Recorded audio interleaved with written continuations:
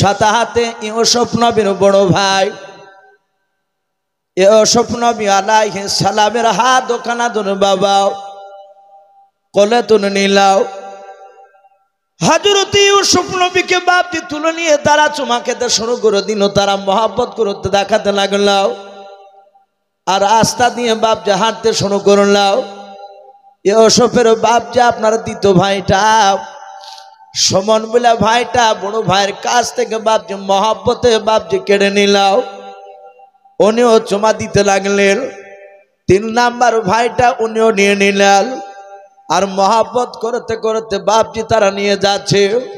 ইয়াকুব নবী আলাইহিস সালাম ঘর থেকে বের বাপজি দরজার কাছে দাঁড়িয়েও রাস্তার দিকে বাপজি দেখতে লাগলেন যে মাঠে রাস্তার দিকে বাপজি চলতে শুরু করলো তার ছেলেরাও। ইউসুফের ভাইদের বাপজি স্নেহ করা দেখে মহব্বত করা দেখে ইউসুফ নবীর আব্বা ইয়াকুব নবী আলাইহিস সালাম উনি মুচকে মুচকে হাসছেন আর বলছেন, আল্লাহ আমার ছেলেরা যেভাবে ইউসুফকে লক্ষ্য রাখছে, যেভাবে আমার ইউসুফকে ভালোবাসছে, আমার মনে হয় জঙ্গলের একটা বাঘ কেন 50টা বাঘ এসে আমার ইউসুফ ছেলেকে খেতে পারবে না। ওরা হযরত ইউসুফ নবী আলাইহিস সালামকে চুমা দিতে দিতে দিতে দিতে দিতে দিতে বাবা একেবারে বাপজি তারা জঙ্গলে প্রবেশ করলাম। ইয়াকুব নবী আলাইহিস সালামের বাপজি চোখের আড়াল হয়ে গেল। ইউসুফের ভাইয়েরা তারা পেছন দিকে ঘুরে দেখল আর আব্বাকে দেখতে পাওয়া যায় না।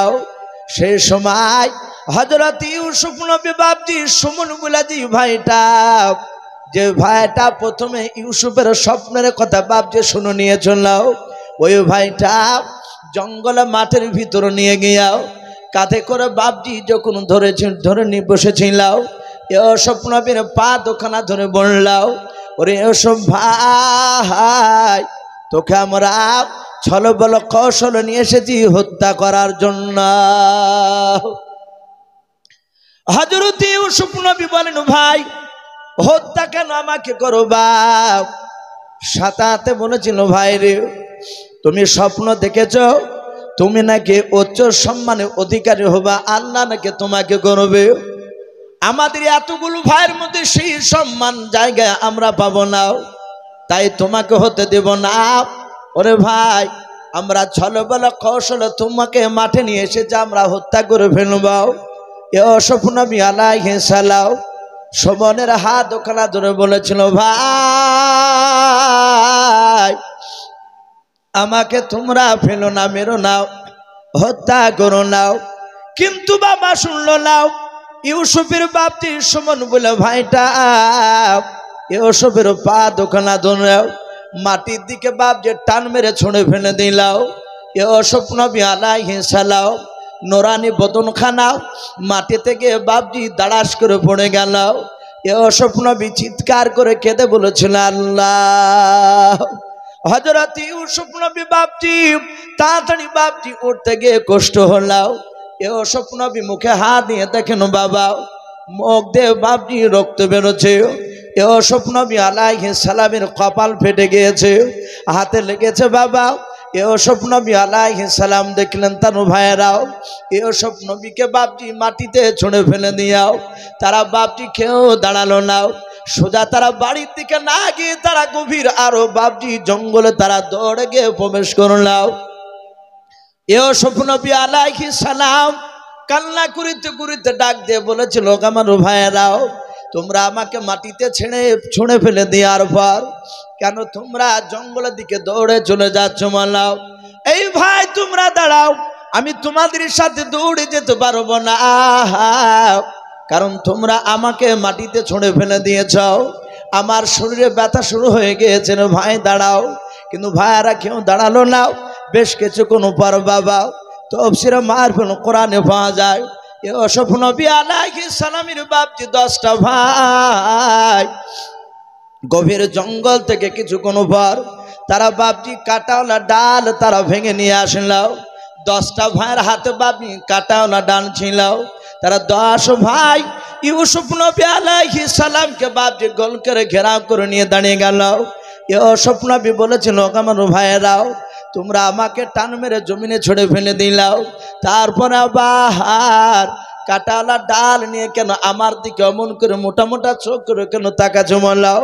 দেখবেন ভাই, কোনো মানুষকে যখন বাপ যে 3-4 জনায়, একটা দুর্বল মানুষকে যখন ধরে নিয়ে গিয়ে বাপ যে বেঁধে রাখে, মানুষটা দুর্বল হয়ে যায়, তাদেরকে বাপ যে তার শক্তিতে বাপ যে পেরে উঠতে পারে না।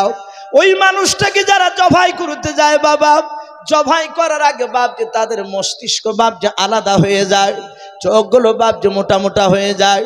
এ অসফ নবীর ভাইয়েরা তাকে বাপ যে হত্যা করবে, এ অসফ নবী তাকে দেখছেন তার ভাইদের চোখগুলো মোটা মোটা হয়ে গিয়েছে। এসব মানে ভাই তোমাদের চেহারা দেখে আমি ভয় পাই। ভাই গো, অমন করে তোমরা আমার দিকে তাকায়ও নাও।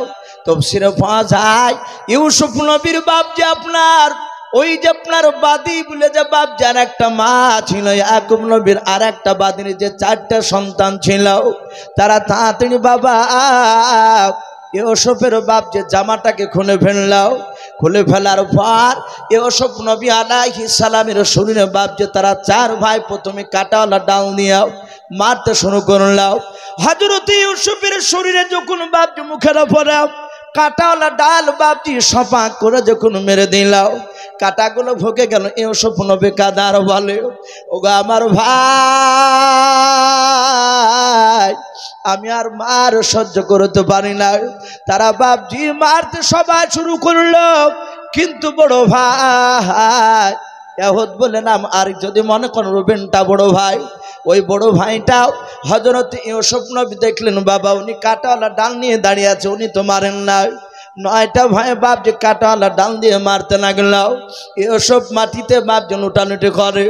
ইউসুফ নবী একবার ছোট ভাইয়ের নাই বাপজি, বড় ভাইয়ের নাই, মেজো ভাইয়ের বাপজি সমানের পা দুখানা ধরে, আবার পায়ের লাত মেরে ফেলে দেয়। ইউসুফ লাস্ট বেলা দেখলেন আমার বড় ভাই ইয়াহুদ উনি তো মারেন নাই, উনার পা দুখানা জোরে জোরে কেঁদে বলেছিল, আমার ভাইয়েরা ও বড় ভাই, আমি তো এমন কোনো অন্যায় করে নাই, শুধু একটাই কথা শুনে নাও, ওই স্বপ্নের দেখা কথাটা আমার আব্বাকে বলা, এটাই তোমাদের কাছে অপরাধ। ও বড় ভাই, আমি লক্ষ্য করে দেখলাম সবাই কাটাওয়ালা ডাল দিয়ে মারছে, ভাই তুমি তো মারো নাই। ভাই গো, আমাদের মা দুটো কিন্তু বাপ তো আমাদের একটাই।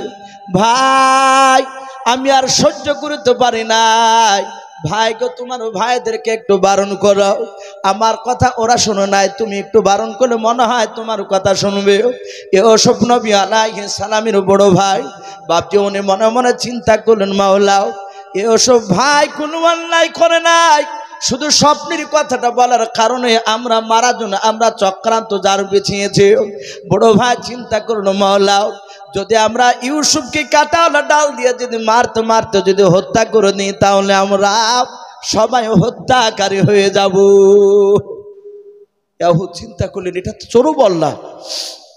আমার আব্বা ইয়াকুব নবী বলেছে, যারা অন্যায়ভাবে হত্যা করবে, যে মৃত্যুবরণ করবে, সে তো হয়তো আল্লাহ তাকে মাফ করে দিতে পারে, কিন্তু যারা অন্যায় করে মারবে, যারা হত্যাকারী হবে, তারা তো জাহান্নামে যাবে। আর আমরা যে কোনো সাধারণ লোকের সন্তান নয়, আমরা একজন বিখ্যাত নবীর সন্তান। আমরা যদি মারি ইউসুফকে ভাবে মারতে মারতে মেরে ফেললে আমরা সকলে হত্যাকারী হয়ে যাব, না এইভাবে মারবো না। তাই চিন্তা করলো, আমাদের উদ্দেশ্য আমার আব্বার কাছ থেকে চোখের আড়াল করা, একে মেরে ফেলা মানে আব্বার কাছ থেকে একেবারে দূরে সরে যাবে। আমাদের উদ্দেশ্য হচ্ছে আড়াল করা। আর ইয়াহুদ বড় ভাইটা উনি মনে মনে চিন্তা করলেন, আমি আব্বার কথার মধ্যে একটা মিথ্যা কথা বলা রাস্তা খুঁজে পেয়ে গেছি। উনি চিন্তা করলে, ওই যে আব্বা বলেছিল, ক্বালা ইন্নী লা ইয়াহজুনুনি আন তাযহাবু বিহি ওয়া খাফা ইয়াকুলাহু যিবু ইলা আখিরিল আয়া। হযরত ইয়াকুব নবী বলেছিলেন, লোক আমার ছেলেরাও আমার ভয় হতেছে, আমার ইউসুফকে নেকড়েবাকে খেয়ে নেবে। ইয়াহুদ মনে মনে চিন্তা করলেন, এখানেই একটা মিথ্যা কথা, আমরা এখান থেকে বের করে আমরা ভাইকে একটু বোঝাই। সাথে হাতে তার ভাইদেরকে বলল, আমার ভাইয়েরা শুনে নাও, আমরা ইউসুফকে এইভাবে মারতে মারতে যদি শেষ করে দিই তাহলে আমরা সকলে হত্যা করে হয়ে যাব। আর আব্বা বলেছে হত্যাকারী যারা হবে তারা জাহান্নামে যাবে। আমরা নবীর সন্তান হয়ে আমরা জাহান্নামে যেতে চাই না। ওগা আমার ছেলেরা শুনে নাও, আব্বা তো বলেছে ইউসুফকে নেকড়াবাগে খেয়ে নেবে। এখান থেকে আমরা একটা মিথ্যা কথা আব্বার কাছে গিয়ে বলবো। বলে কি বলবা? বলো ভাই দেখো এই রাস্তাতে জঙ্গলে কোনো ইদারা পাওয়া যায় কিনা। ক্বালা কাইলুম মিনহুম লা তাকতুল ইউসুফা ওয়ালকুহু ফি গয়াবাতিল জুব্বি ইয়ালতাকিতুহু বাযু সাইয়্যারাতি ইন কুনতুম ফাইলিন। হযরত ইউসুফের ভাইদের মধ্যে থেকে ওই ভাইটা বলল, ইউসুফ ভাইকে লা তাকতুল ইউসুফাকে জবাই করো না, দেখো রাস্তার ধারে কোনো ইদারা পাওয়া যায় কিনা জঙ্গলে। যদি ইদারা পাওয়া যায়, আমরা ইউসুফ ভাইয়ের তো জামাটা খুলে নিয়েছে, আমরা ইউসুফকে নিয়ে গিয়ে ইদারায় ধাক্কা দিয়ে ফেলে দেব, ইউসুফ ইদারায় পড়ে যাবে। শুনে নাও, আমরা এই জামাটাকে নিয়ে আমরা একটা প্ল্যান তৈরি করব। আমরা আব্বার কাছে একটা এমন প্ল্যান করে কথা বলবো যেন আব্বা বুঝতে না পারে যে আমরা ইউসুফকে ইদারায় ফেলে দিয়েছি। আমরা ওই কথাটাই কাজে লাগাবো যেটা আব্বা বলেছে ইউসুফকে নেকড়েবাগে খেয়ে নিবে। এটা আমার ভয় হতেছে। আমাদের কাছে যে ছাগল রয়েছে, দুম্বা রয়েছে, প্রায় 200-র উপরে ছাগল দুম্বা মিলে হবে। আব্বা আমাদেরকে এত বিশ্বাস করে, আমরা ছাগল চড়ে যখন মাঠ থেকে বাড়ি যায়, আব্বা তো আমাদের কাছে ছাগলের হিসাব নাই না, কটা ছাগল নিয়ে বেরিয়ে আসে এটাও তো আব্বা গনে আমাদেরকে পাঠাই না। তাহলে একটা দুর্বল দেখে ছাগলকে জবাই করে ওই ছাগলের রক্ত আমরা জামাতে মাখিয়ে নিয়ে গিয়ে বলবো আব্বা ইউসুফকে নেকড়েবাগে খেয়ে নিয়েছে। এটাই বিশ্বাস করে নেবে। ওগো বন্ধুরা শুনে নাও, যদি আমরা ইউসুফকে ইদারায় ফেলে দিই তাহলে ইদারায় পানি থাকলে ইউসুফ পানি খেয়ে মারা যাবে। যদি তা না হয়, শুনে নাও, যদি পানি না থাকে তাহলে এই রাস্তা দিয়ে মিশরের লোক যাতায়াত করে, কোন বণিকের দল ব্যবসায়ী লোক তারা হয়তো যাবার সময় ইউসুফের ক্রন্দন শুনে হয়তো তারা উঠিয়ে নিয়ে চলে যেতে পারে। আর এই কেনান শহর থেকে ও যদি মিশরে চলে যায় তাহলে আমাদের ঝামেলা একেবারে চুকে যাবে, মিটে যাবে, আমার আব্বার চোখের আড়াল হয়ে যাবে। তারপরে বলল ভাই শুনে না, যদি তাও না হয়, ইদারায় পানি যদি না থাকে তাহলে সাপ বিচ্ছু থাকবে, তাতে ইউসুফকে দংশন করবে, ইউসুফ বিষে জর্জরিত হয়ে মারা যাবে। আর আব্বাকে বলবো ইউসুফ বাঘের পেটে চলে গেছে, আব্বা জান বুঝতে পারবে না। হযরত ইউসুফের বড় ভাই, তার কথায় যুক্তি আছে বলে বাপজি তারা সকলে মেনে নিল। তারা বলল ভাই ওই দেখো একটা ইদারা দেখতে পাওয়া যাচ্ছে। বলে বাপজি ইউসুফের ভাইয়েরা তারা ধাক্কা মারতে মারতে, কোন মুফাসসিরিন কেরাম লিখেছেন তারা দড়ি দিয়ে ইউসুফকে বেঁধে ফেলেছিল যেন আমাদের হাত থেকে যেন পালিয়ে না যায়। ইউসুফ নবী আলাইহিস সালামকে ইদারার কাছে নিয়ে গিয়ে বাবা ধাক্কা দিয়ে ইউসুফ আলাইহিস সালামকে বাপজি ইদারায় ফেলে দিলে। ইদারায় যখন ফেলে দিলে, কোন বাপজি আপনার রেওয়াতে এসেছে ইউসুফ নবী আলাইহিস সালাম যে ইদারায় পড়েছিলেন সেই ইদারার তলে নিচে একটা ছোট্ট পাথর ছিল। মহান রব্বুল আলামিন কুদরাতে ওই পাথর উপরে ইউসুফ নবী দাঁড়িয়ে গেলেন, বলুন সুবহানাল্লাহ। কিন্তু এই রেওয়াতটা অতি দুর্বল। কোন উলামা বাপজি এটা বয়ান করেছে, যদি এটাও যদি আমরা যদি শক্তভাবে নাও মানি, এতটুকু জানতে হবে যে আল্লাহর কুদরাতে ইউসুফ নবী আলাইহিস সালামকে ইদারার ভিতরে যত্ন করে রাখলে, বলুন সুবহানাল্লাহ। ইউসুফ নবী আলাইহিস সালাম চিৎকার করে কাঁদছেন আর বলছেন ওগো ভাইরাও আমাকে ইদারায় ফেলে দিলে, আমার আব্বা একটি বেলা আমাকে না দেখলে থাকতে পারে না। ওগো আমার শুনে নাও, ওগো আমার আব্বা, ওগো আমার ভাইয়েরা আমার আব্বার কাছে নিয়ে চলো, আমাকে ইদারায় এইভাবে ফেলে দিও না, রেখে দিয়ে চলে যেও না। সঙ্গে সঙ্গে বাপজি আপনার যখন এই কথা বলো, তারা বলল তোকে আমরা তোলার জন্য ফেলে নাই, ইদারায় ফেলে দিয়েছি, আব্বার কাছে গিয়ে বলবো আমরা অনেক ভাই আছি, তোর কথা একবারে জিজ্ঞাসা করবে না আশা করে, আর যদি জিজ্ঞাসা করে তাহলে এই জামাটা নিয়ে গিয়ে আমরা মিথ্যা অভিনয় করে আব্বার কাছে গিয়ে বলবো। হযরত ইউসুফ নবী আলাইহিস সালামকে বাপজি রেখে দিয়ে চলে গেল। ইয়াকুব নবী আলাইহিস সালাম উনি রাস্তার ধারের বাপজি দরজার গুড়িতে দাঁড়িয়ে দাঁড়িয়ে বারবার তাকাচ্ছিলেন, ইউসুফ ছেলে আবার কখন আসবে। পাঠিয়ে দিয়েছে। একবার ঘরে যে আবার দরজার গুড়িতে আসে, দেখলেন সারা দিন পার হয়ে গেল। রাত্রিবেলায় ইউসুফ নবীর বাপজি আপনার ভাইয়েরা 10 জনায় তারা মিথ্যা অভিনয় করে তারা প্ল্যান করেছিল যে আমরা প্রথমে আব্বার কাছে কাঁদতে কাঁদতে যাব। এরা কাঁদতে কাঁদতে গিয়ে তারা রক্ত মাখানো জামাটা নিয়ে ইয়াকুব নবীর কাছে হাজির হলো। বলুন আলহামদুলিল্লাহ।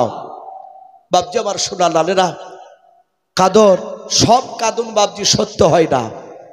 এক শ্রেণী মানুষ দেখেন যারা দুষ্ট হয়, তারা মিটিং মজলিসে হাওমাও করে কাঁদে। লোকেরা তার কাঁদনে বাপজি গলে যায়। কিন্তু কোরআন পাক আল্লাহ বলছে এক শ্রেণীর মানুষ তারা মিথ্যা অভিনয় করে কাঁদে, সেটা কোরআন প্রমাণ দিচ্ছে। হযরত ইউসুফের ভাইয়েরাও তারা যে মিথ্যা করে কেঁদেছিল ইয়াকুব নবীর কাছে, কাঁদন সত্য না মিথ্যা একটু জোরে বলে? এ কাঁদন মিথ্যা। এই জন্য বাপজি সব কাঁদন বাপজি সত্য হয় না। ওই কাঁদনের পিছনে ভয়ঙ্কর কিছু বাপজি লুকানো থাকে মিথ্যা।